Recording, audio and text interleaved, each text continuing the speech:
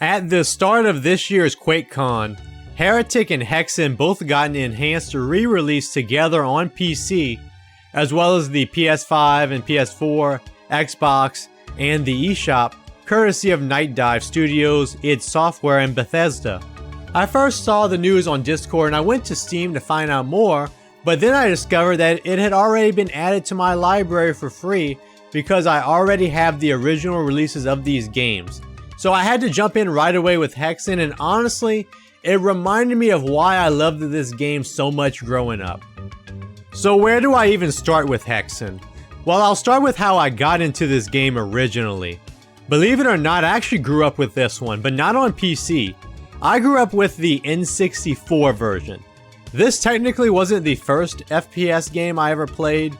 I did play SNES Doom for a few minutes when I was really little, because one of my brother's friends brought it over one day. But if I recall correctly, Hexen was the first-person shooter that my brother and I actually owned. My brother ended up getting this one back in the middle of 1997 when the game first launched on N64. This game preceded GoldenEye by a couple of months, and at that time, there still weren't many games on the N64 in general. However, we knew this one was coming because we saw it in Nintendo Power back in 1996, and I'm sure my brother got it because there just wasn't much else to get on the console at that time. But honestly, even on the N64 version, which I know had its limitations at the time, I really liked it as a kid. I didn't know that the PC version was better, but I spent plenty of time playing it on N64 back then.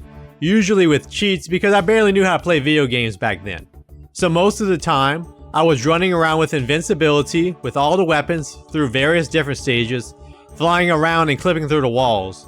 This port actually had 4-player co-op and deathmatch multiplayer support, which was pretty neat, but not as great as something like GoldenEye and later Perfect Dark. My brother and I played more co-op games than we did deathmatches with it. Good times either way.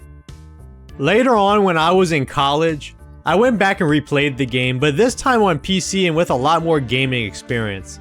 I had gotten the WAD files from Steam and I decided to use a source port called the Doomsday Engine to play it. I went through the whole game from start to finish and it was amazing. It was even better than I remembered it being on N64.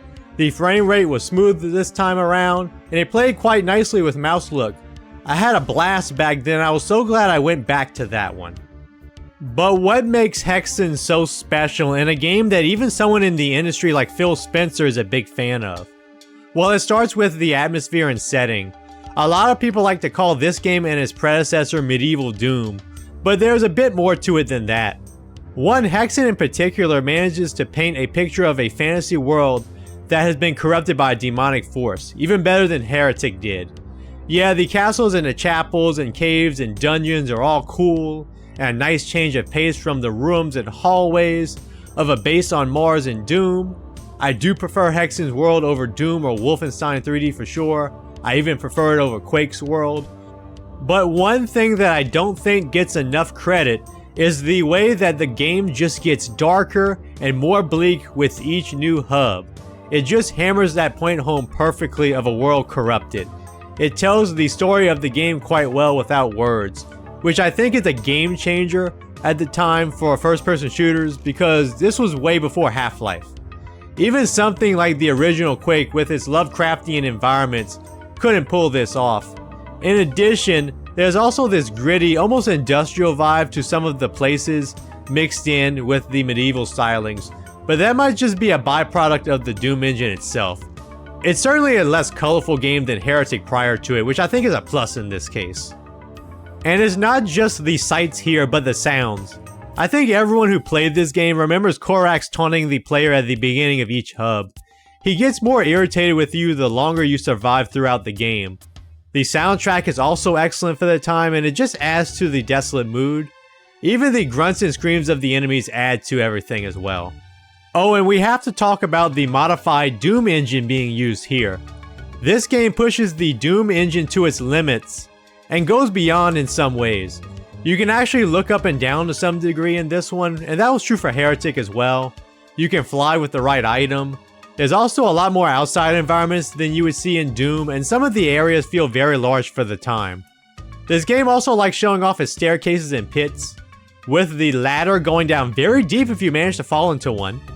There are some cool lighting effects for the time as well in both this game and its predecessor Heretic, but Hexen is obviously the more impressive of the two from a look standpoint. All of this added up to create a game that even the N64 couldn't handle at full speed.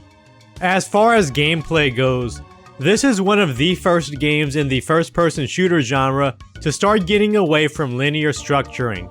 Wolfenstein and Doom were about killing everything in sight, finding the key and getting to the exit, and doing the same thing in the next stage, and so on and so forth.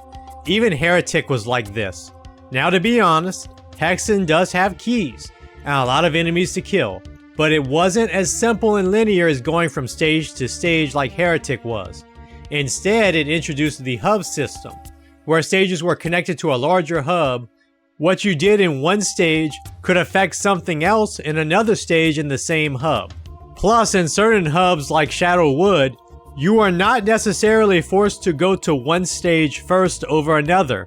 As long as you could find a portal, you could go to that stage whenever you wanted. It honestly gave off a great illusion of non-linearity for 1995. On top of that, this game also forces players to explore every nook and cranny to find hidden entrances and switches, in addition to finding keys, in order to progress through these hubs. Sometimes you'll be faced with some light puzzles like in the Guardian of Steel stage, for example. Every now and then you can get stumped trying to find some of the well-hidden things in these stages, but there are good walkthroughs out there nowadays. But there's good satisfaction in being able to figure things out on your own, even if it takes some backtracking. Plus, this game isn't nearly as cryptic about puzzles and switches as Hexen 2 would be later on. This level structure definitely helped the game to stand out at the time. Honestly, it still stands out even today.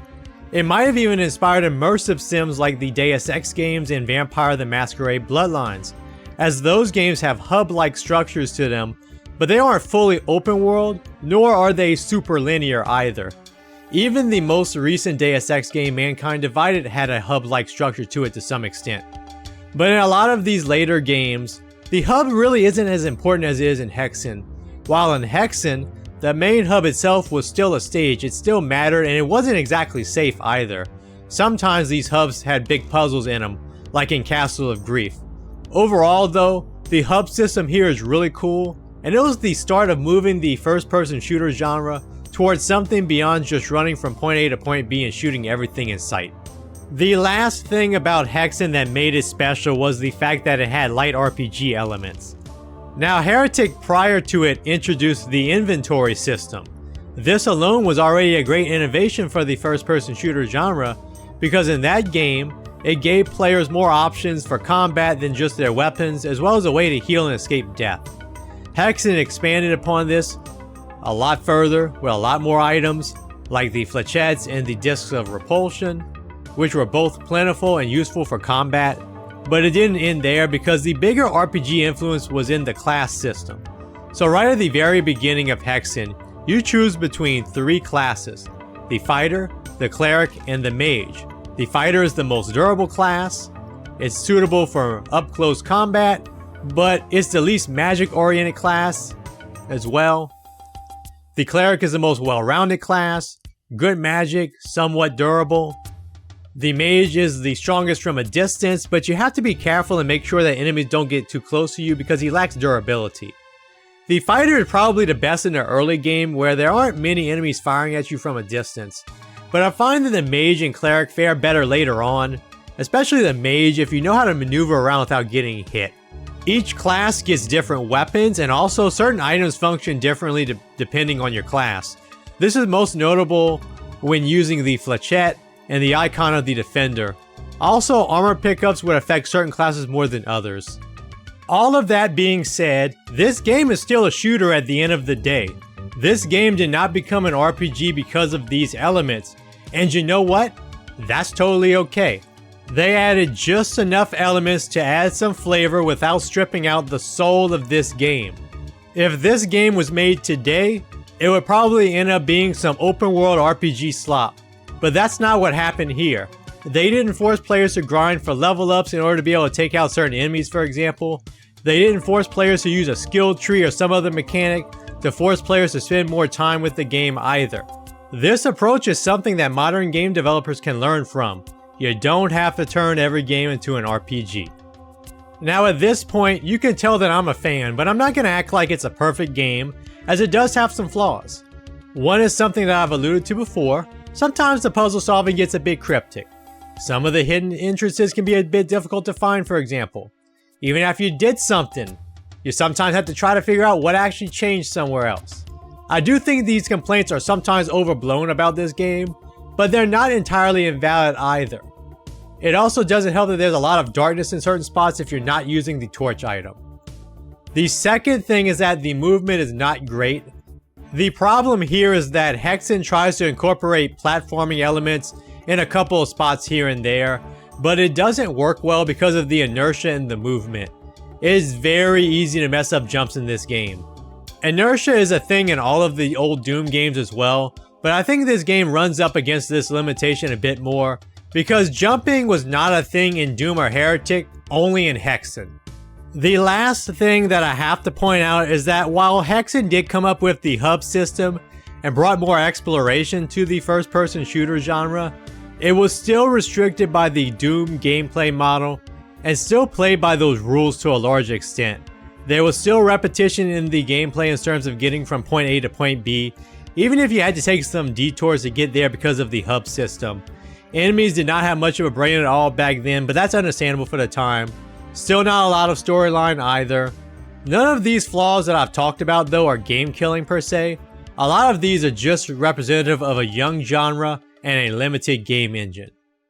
Before I end this video, I do want to touch upon the Nightdive Studios remaster of this game.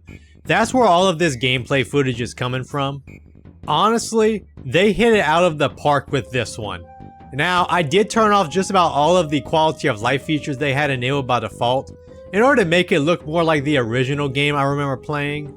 But I think it's cool that they have all of those options for people that might want a more streamlined experience and want a little bit easier time going through these hubs. It performs phenomenally and looks awesome in widescreen. It has multiple soundtrack options, even a new version of the soundtrack created for this release. I prefer the original soundtrack at the end of the day, honestly, but I'm glad the options are there. Not only does it come with both Heretic and Hexen and their original expansions, it also comes with a new campaign made just for this release. I played a little bit of the new one for Hexen, known as Vestiges of Grandeur, and it seems really cool. I didn't get too far into it yet since I've been playing through the original game, but it certainly feels a lot better than Death Kings of the Dark Citadel, which I wasn't a big fan of. The Nightdive port is definitely the best experience I've had with this game from a technical standpoint, and I would say that it is the definitive way to play this game in 2025. If you don't have it, get it. It's not expensive and it comes with a lot of content out of the box. Even has a built-in mod browser to find extra mods to play. Plus, it's DRM free, even on Steam. Sometimes it's easy to get caught up in all of the negative things happening right now in the industry, but it's also important to share positive experiences, even the small ones in the grand scheme of things. We should continue to support great companies like Nightdive Studios. In fact, I even ended up buying their Power Slave remaster from a while back just to support them because I like this remaster so much. But anyways, did you play this re-release yet? Have you played Hexen in the past? Are you a fan like I am, or do you prefer Doom or Heretic over this one? Let me know in the comments. Like and subscribe if you enjoyed this video. Thank you for watching and I'll see you again soon.